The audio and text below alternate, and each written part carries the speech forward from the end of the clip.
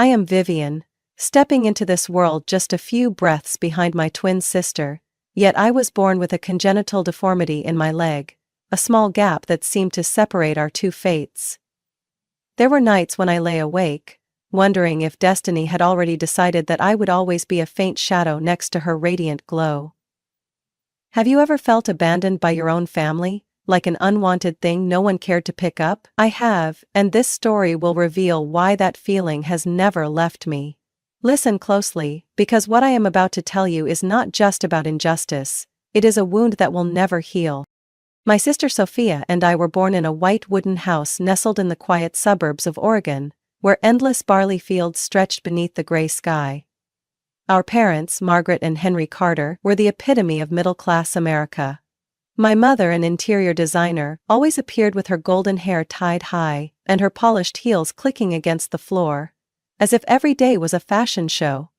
My father ran a small auto repair shop, often covered in grease, yet carrying the calm demeanor of a man devoted to his family. From the outside, we looked like the perfect picture of family happiness. Until you realized that in that picture, I was nothing more than a faint, hurriedly drawn smudge in the background. The favoritism began when we were just 4 years old, the age when everything between twin sisters should have been identical, like 2 drops of water. But no, Sophia was always the shining star in our parents' eyes. I still remember the first time I truly noticed it, when our mother took us shopping at the local mall.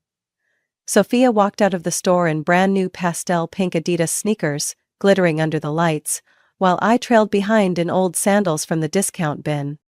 "Vivian, you don't need new shoes, your feet grow too slowly," my mother said, her voice gentle but cutting, then turned to stroke Sophia's hair. "And you, Sophia, you have to look your best for your friend's birthday party." I stood there, clutching the plastic bag containing my cheap sandals, feeling as if I had just been cast out of my own family's world. The differences didn't stop at clothes. Our shared birthday was the clearest proof of all. When we turned 7, my mother threw a grand backyard party, complete with balloons, a 3-tier cake, and even a clown for entertainment.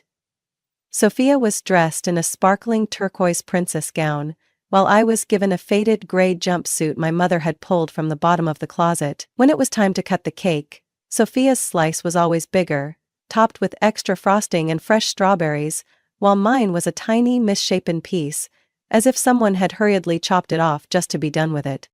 "Sophia loves sweets, you should let your sister have more," my father said, his deep voice firm yet final, before turning to smile at Sophia as she proudly showed off her new gift. A pricey American Girl doll.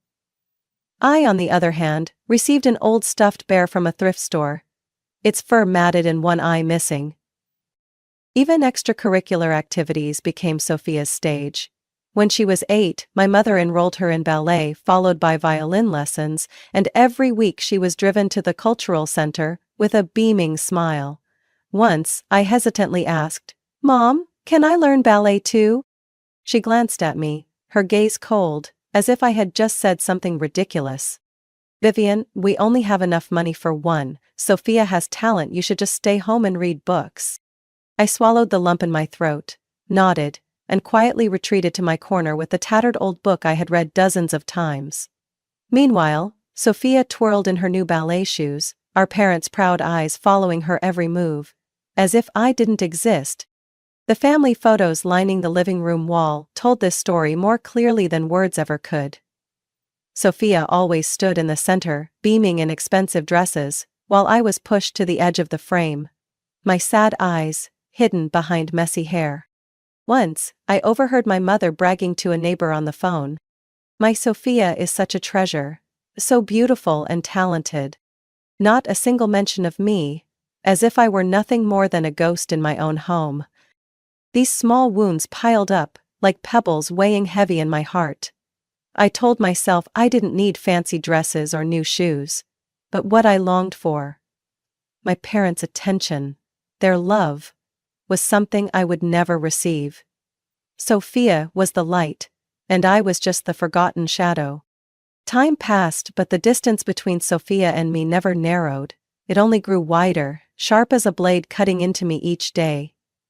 Family celebrations, from birthdays to Christmas, became Sophia's stage, where I was nothing more than a forgotten spectator standing at the edges.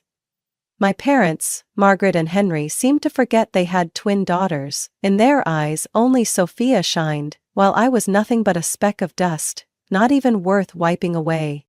Our 10th birthday is a memory I can never erase. My mother transformed our backyard into a wonderland with crimson ribbons dangling from trees and a dessert table overflowing with chocolate-frosted cupcakes. As always, Sophia wore a regal purple silk dress embroidered with flowers, looking like a princess straight out of a fairy tale. I, on the other hand, was dressed in an old, worn-out sweater my mother had pulled from the back of the closet, a dull brown that no one even noticed. When the guests arrived, my mother pulled Sophia into the spotlight, her voice filled with pride. "Everyone, look how beautiful my Sophia is today." I stood silently by the wooden fence, my fingers gripping the slats, watching as all eyes turned to her in admiration. My father was busy taking pictures, the camera lens focused only on Sophia as she blew out the candles, while I was merely an accidental blur in the background, captured only when I reached in for a piece of cake. The family photos hanging in the hallway only reinforced this injustice. In one picture taken at a nearby park when we were 9, Sophia stood in the center, clutching a bright red balloon, her smile glowing under the sun. My parents held her close, while I was pushed to the side, nearly hidden behind an oak tree, my lost eyes unnoticed by anyone. Once, I heard my mother bragging to our neighbor over the fence. "My Sophia is a little prodigy, she's only 10 and already performing violin solos at the school festival." I stood there clutching my sketchbook that my art teacher had just praised, but my mother never even glanced at it. "What about Vivian?" the neighbor asked. My mother let out a dry laugh. "Oh, she's just ordinary, nothing special." I started working harder at school, hoping that perfect grades would finally make my parents notice me. In elementary school, I buried myself in assignments, stayed up late solving math problems, and read until my eyes burned. When I was 11, I brought home an award for placing first in the school science competition. My father glanced at it, gave a half-hearted nod. "That's good, Vivian." Then turned to Sophia. "Tell me about your violin practice today, sweetheart. What did your teacher say?" Sophia beamed, her voice bright. She said, "I'm the best in the group. Next week, I get to perform a solo." My mother placed a hand on her shoulder, her eyes shining. "That's amazing, Sophia, you make me so proud." My award sat alone on the table, untouched, forgotten, never picked up a second time. All my efforts were meaningless compared to Sophia's achievements, though sometimes I wondered if they were truly as grand as our parents made them out to be. When Sophia brought home a bronze medal from the district ballet competition, my mother threw a special dinner, with roasted beef and homemade pudding. "My daughter is a star," she exclaimed, hugging Sophia so tightly I thought she might suffocate. At the same time, I had just been selected for my school's debate team, a rare accomplishment for someone our age. But when I shared the news, my father merely muttered, Good, but you need to try harder. Now go congratulate Sophia." I swallowed the lump in my throat, retreated to my room, and shut the door to keep the laughter from the dining room from cutting deeper into my heart. The holidays only made me feel more like an outsider in my own home. Christmas at 12, the tree in the living room was overflowing with presents, most of them for Sophia. A delicate music box, hand-knitted gloves, and a shimmering silver necklace. I received a plain paper notebook and a cheap ballpoint pen. "Vivian, you don't like big gifts anyway, right?" my mother said, her voice light but sharp, before turning to help Sophia open her music box. I nodded, forced a smile, but inside I wanted to scream. I deserved love too. That injustice kept growing, like a fire burning quietly inside me. But one day, when I accidentally overheard my parents talking in the kitchen, everything became clearer than ever. My father's voice was low. "Sophia is everything we hoped for." "But Vivian," my mother interrupted. "She makes us look bad, Henry. Maybe we should just let her figure out her own life. We don't need to be too involved." My heart stopped. The question hung in my mind. What would it take for them to see that I wasn't just some foolish, useless child? The night I heard my parents whispering in the kitchen, something inside me shattered. Their words were like a hammer smashing the last hope I had ever held on to. I, Vivian, 12 years old, stood frozen in the hallway, fists clenched, silent tears falling onto the cold wooden floor. At that moment, I understood. My parents' love was not something I could beg for or fight for. It belonged to Sophia. And to them, I was nothing more than an afterthought. I turned my back on that pain and made a decision. If I couldn't have their hearts, I would carve my own path. With or without my flawed legs. I threw myself into studying with the hunger of someone desperate to prove themselves. Night after night, in my tiny room under the dim glow of my desk lamp, I solved complex math problems, memorized the periodic table, and wrote essays until my hands ached. I stopped bringing home certificates. They were meaningless in the face of my parents' indifference. Instead, I kept them tucked away in my drawer, like secret medals proving my worth. At school, I began to shine. At 13, I ranked first in the school math competition, surpassing students 2 grades above me. Mrs. Parker, with her sharp eyes and silver hair, called me to the front of the class, her voice full of pride. "Vivian, you have a rare talent. This solution is outstanding." I gave a faint smile, tasting the bitterness of victory. Because at home, no one would care. But Sophia did. She began watching me with narrowed eyes, her expression tinged with irritation.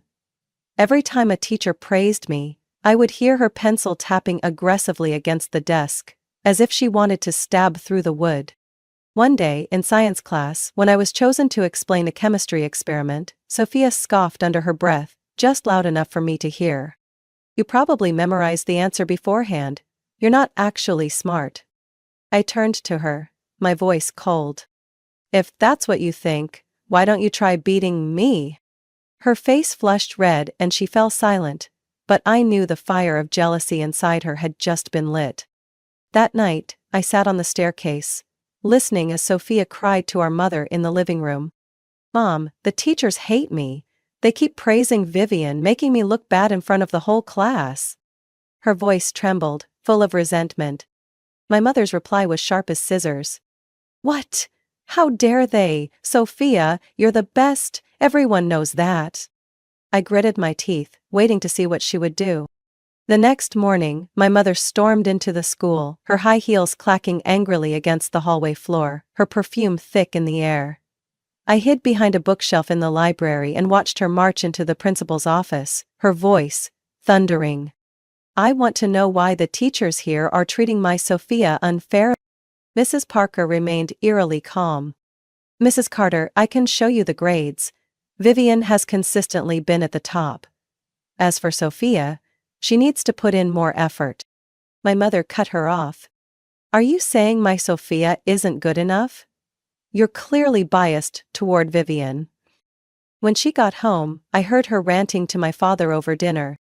"These teachers are idiots. They dare to say Sophia isn't as good as Vivian. They're humiliating her just to uplift Vivian." My father growled. "Then that school is garbage. Sophia is the one who deserves attention. Vivian, she's nothing special. Maybe they just pity her because of her disability." I stood outside the door, my heart tightening. They could defend Sophia all they wanted, but they didn't care how much their words cut me. But I knew the truth. I was better, and no one could take that away from me. My achievements kept stacking up. At 14, I won first place in the statewide essay competition, my piece on climate change, published in the local newspaper. Mr. Harris, my English teacher, patted my shoulder. "Vivian, you have a bright future. Don't let anyone hold you back." I nodded, pride swelling inside me. Even though I knew that at home my mother would throw the newspaper into the trash the moment she saw my name on it. Sophia, however, grew more resentful. One day, she slammed my notebook onto the floor, her voice seething. "You think you're so great? I'll show you that I'm the one who deserves all the praise." I picked up my notebook, smirking. "Go ahead and try, Sophia." But the thing that intrigued me the most came on a rainy night when I accidentally overheard my parents arguing in the garage. My father's voice was heavy. "If Vivian keeps this up, she's going to surpass Sophia. What are we going to do?" My mother's voice was chillingly calm. "Don't worry, Henry, we'll find a way." Find a way? To stop me? What were they planning to do to me? When I turned 16, I decided that if my parents didn't need me, then I wouldn't need to rely on them either. The mocking words, the disdainful glances from my mother and Sophia, had pushed me to my limit. I wanted to stand on my own feet, no matter how thorny the road ahead was, no matter how people ridiculed my imperfect hands. On a drizzly afternoon in Oregon, I walked into Honeybloom, a small bakery near my school, clutching a hastily written job application on lined paper. The owner, a middle-aged woman with curly red-dyed hair, peered at me over her round glasses. "Are you sure you want to work here, kid? This job is tough." I nodded, my voice firm. "I need the money and I don't mind the work."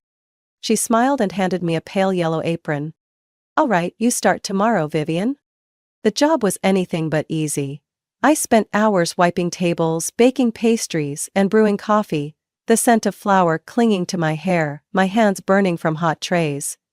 But every dollar I earned was another brick in the foundation of my freedom. I no longer had to beg my mother for a few dollars to buy books, only to hear her sneer. "Vivian, what do you need money for? Sophia has real expenses." One morning as I tied my apron, getting ready for work, Sophia strolled past, holding a smoothie our mother had just made. She smirked. "Oh wow, are you planning to bake for the rest of your life? That's pathetic, I feel embarrassed for you." Mother stood beside her, hands on her hips, adding, "Vivian, stop making a fool of this family. Sophia has singing lessons to focus on. Don't bother her." I glanced at them, tightened my shoelaces, and replied coolly, "Don't worry, I don't need anyone to be embarrassed for me." But life wasn't just about the insults I had learned to ignore. One evening, as I cleared off my mother's desk to make space for my homework, I accidentally came across an old, worn leather notebook. Inside, under the heading, "No Contact," there was a handwritten address. Eleanor and Thomas Reed, 47 Pine Lane, Astoria. Astoria was over an hour away by bus, a small coastal town known for its tree-lined streets and ocean breeze. Then I remembered. Years ago, my mother had screamed into the phone, her voice filled with anger. "I don't want anything to do with you anymore, Mother, living in that rundown house, you're an embarrassment to me." So these were my grandparents, the ones my mother had cut off, just because she saw them as poor and disgraceful. But I didn't hesitate. The next day, instead of going to the bakery, I got on a bus, clutching the scrap of paper with the address, my heart pounding as if it would leap out of my chest. When the bus stopped at Pine Lane, I stepped off, the salty sea breeze whipping through my hair. In front of me stood a small wooden house, its white paint peeling, but the front yard was alive with wildflowers in full bloom. I knocked, my breath catching in my throat. The door creaked open, revealing an elderly woman with silver hair tied low, her deep blue eyes filled with quiet wisdom, and an old man with steel-rimmed glasses, a folded newspaper in his hand. They stared at me, stunned, until I finally spoke. "I'm Vivian Carter. I think I'm your granddaughter." Eleanor clutched her chest, her voice trembling. "Oh my God, Thomas, it's her." Thomas stepped forward, his eyes glistening. "You look just like Margaret when she was young, but why are you here?" They pulled me inside, the warm scent of apple pie filling the cozy space. I told them about my mother, about Sophia, about the years of being forgotten. Eleanor took my hand, her wrinkled fingers surprisingly warm. "Vivian, you don't know how much we've longed to see you. Margaret cut us off, but we never forgot you." Thomas nodded, his voice steady. "Here, your family, you're not anyone's shadow." From then on, I visited them often, lying to my mother that I was working night shifts at the bakery. They welcomed me with simple dinners, potato soup, toasted bread. But each meal was filled with a love I had never known from my parents. Eleanor taught me how to knit, while Thomas shared stories of his youth spent sailing off the coast. For the first time, I felt seen, truly loved. One afternoon, as I brought them a box of cookies I had baked myself, Eleanor hugged me and whispered, "You are the greatest gift we have, Vivian." But happiness never lasted without a storm. One evening as I washed dishes in their kitchen, the phone rang. Eleanor picked up, and her face went pale. "Margaret, yes, she's here with us." I froze, water running over my hands. My mother had found me. And what would happen now that she knew where I was? Graduation day arrived like a gust of wind over Oregon's barley fields, bringing with it a mix of joy and bitterness. I, Vivian, stood on the school auditorium stage, my deep blue gown flowing as my name was called. The valedictorian of my class. Applause filled the air, but from the family section, I only saw my parents, Margaret and Henry, silently nodding, their expressions unreadable. Then, when Sophia's name was called, despite her merely graduating with average grades, my parents leapt to their feet, cheering, "You're amazing, Sophia, we're so proud of you." As if she had just won a Nobel Prize. I pressed my lips together, gripping my diploma tight. I told myself that my achievements didn't need their validation. But deep down, a part of me still wished they would finally see me. The next morning, I walked downstairs feeling lighter, hoping that graduation might mark a new beginning. My mother stood in the kitchen, holding a coffee mug, an uncharacteristic smile playing on her lips. "Kids, we have some exciting news," she announced, her voice brimming with enthusiasm, as if she were announcing a lottery win. Sophia bounded down the stairs, her ponytail swinging, eyes sparkling. "What is it, Mom?" she chirped, bouncing around the table. My father entered, holding 3 plane tickets, grinning.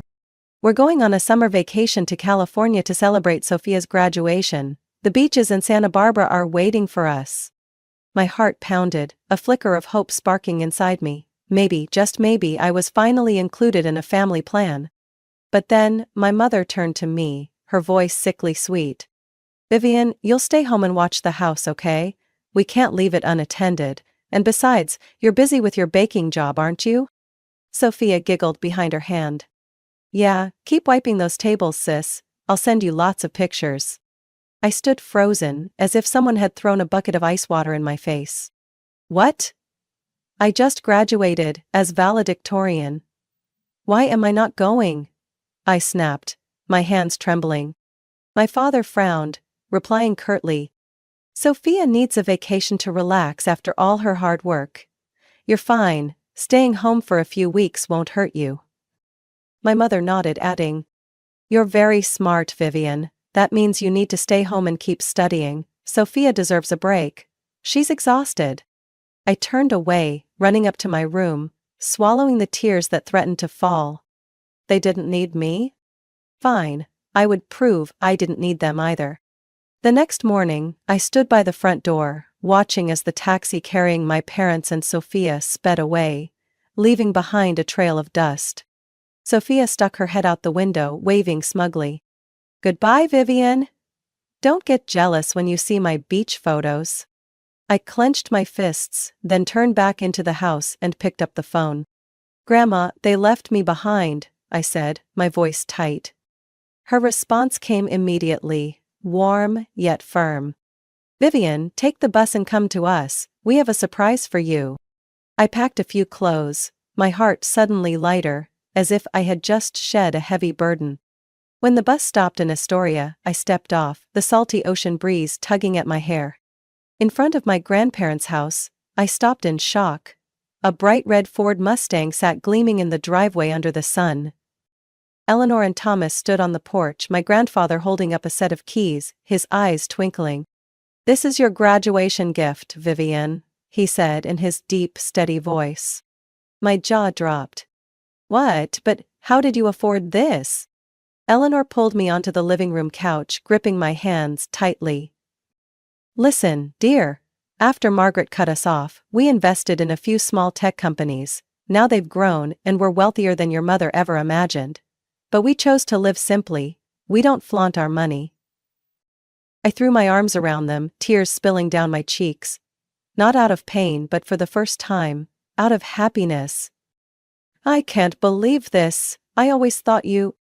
Thomas chuckled, cutting me off. We were just waiting for the moment you needed us most. That day they threw me a small celebration.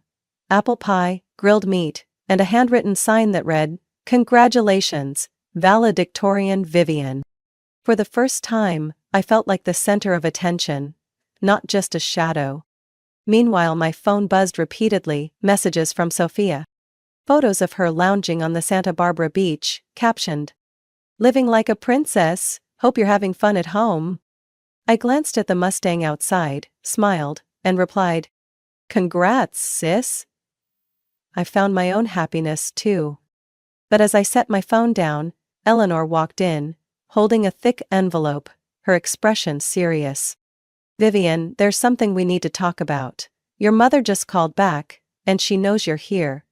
It seems like she's planning something." For 2 weeks after my parents and Sophia left for California, I thrived in Astoria. The bright red Mustang became my companion, gliding along the coastal roads, carrying a freedom I had never known. I still worked at Honeybloom, but now, every dollar I earned was for my future, not to prove anything to anyone. Meanwhile, Sophia continued sending bragging photos, lounging by the pool, holding a cocktail on the beach, always with captions like, "This is the real life, hope you're enjoying yourself at home." I merely smirked, running my fingers over the leather steering wheel, knowing she had no idea that I had already broken free from the shadow they had caged me in. The day they returned, I was ready.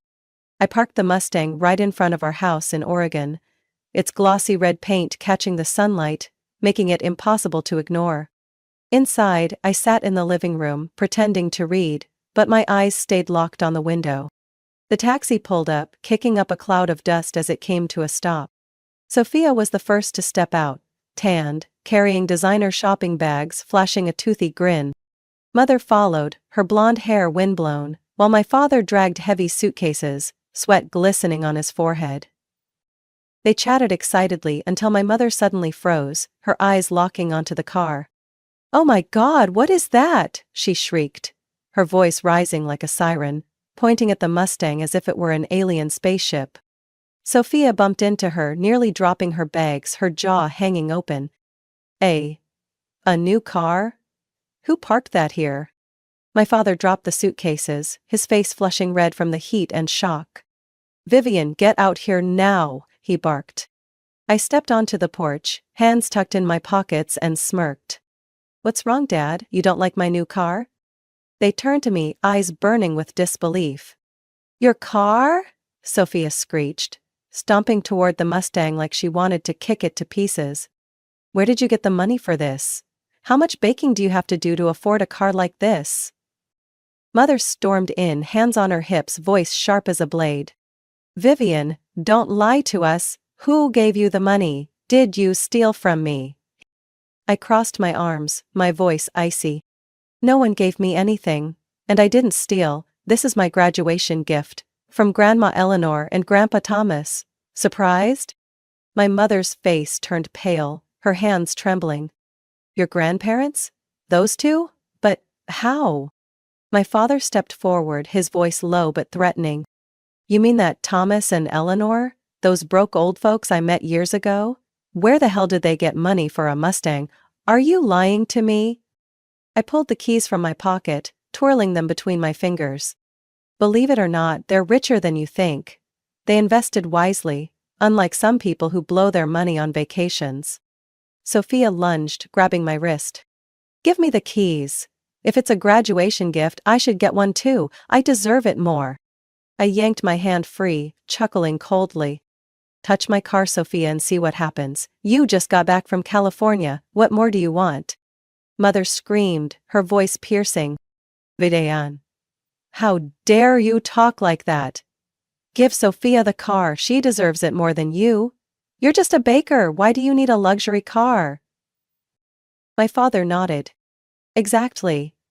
Sophia is going to college. She needs a reliable vehicle. You can just walk?" I stepped back, gripping the keys tightly. "This is mine, and no one is taking it. Grandma and Grandpa gave it to me, not this family." My mother whipped around to my father, panic flashing in her eyes. "Henry, Call Eleanor, ask that woman where she got the money to spoil Vivian like this. My father snatched his phone, furiously dialing. When Thomas picked up, his voice came over the speaker, calm but sharp. Henry, long time no see. How do you like Vivian's car? Pretty, my father stammered. Where the hell did you get the money for a Mustang? Don't tell me you hit the lottery. Thomas laughed. Lottery? No need. I invested years ago, and now, I'm wealthier than you. Vivian deserves this. Unlike some people who only know how to abandon her. My mother snatched the phone, her voice suddenly syrupy sweet. Dad, it's been so long. Why don't I come visit? We should talk. As a family. Thomas's voice turned cold. No thanks, Margaret, we only welcome Vivian. Don't even think about coming for money. Click. The call ended. My mother stood there, ashen-faced, while Sophia screamed. Why does Vivian get everything? I can't stand her anymore. I strode to my car, opened the door, then turned back. Whether you stand me or not, that's your problem. But next time, don't expect me to be your shadow. As I revved the engine, my mother's voice shrieked behind me. Vivian, come back here. I'm not finished with you. But I drove off, leaving them gaping in my rearview mirror.